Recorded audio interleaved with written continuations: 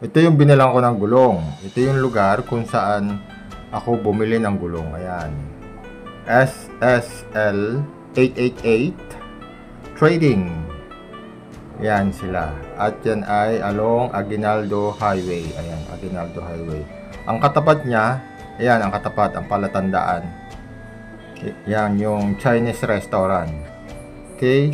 Yan ang papunta ng Tagaytay. At ito naman, yung tindahan nila, ito yung malapit sa Aguinaldo Highway. Along Aguinaldo Highway, yan yung papunta ng Manila. Itong direction ng bus, yan yung papunta yan ng Tagaytay o Batangas. Okay? At ang palatandaan, once again, ay ito. Yan. Yan ang palatandaan. So, dyan tayo makakabili ng murang gulong. Yan. Dito.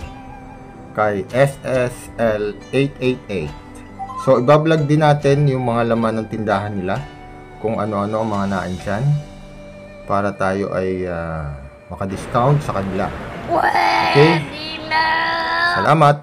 At ayun. Dyan kayo bumili. Meron ding ano bang tawag dito? Discount card na ibinibigay sila. At ayun. Ako ay naka 120 na pesos. So yung points ko at yung nakaka-discount ako doon sa aking card at yung points ay pwede ding ibili sa kanila. Ganon. Okay? So, bili na po kayo dyan. Dyan ako bumibili ng mga pyesa sa SSL 888 Trading Corporation, Motorcycle Parts and Accessories. Along Aguinaldo Highway, Imos, Cavite. Ayan.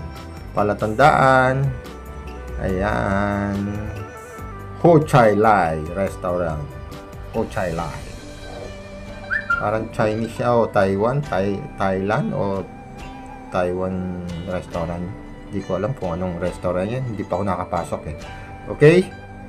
So, pakita ko naman yung mga binili ko diyan, yung bago. Yung gulong at saka yung chain lube. Resibo nga lang. Okay? Bye-bye. Gulong baka mo, mga Riosep, murang-mura lang sa SSL 888 Trading Corporation. At ayan ang presyo niya. 730 yung Bulldog. At yung pang-una na tire ay 90 by 80 by 70, 645. Yung isa na naman na Bulldog na 300 by 17 ay 730.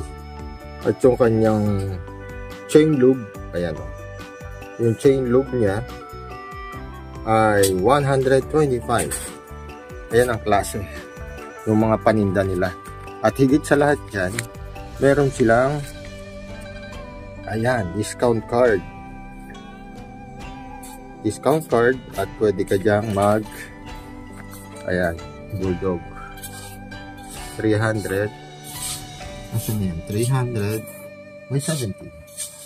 Ito naman ay pang-una, ayan, 90 by 80 by 17. Okay? Dahil tayo ay kalbo na ang pan-tricycle natin at motor.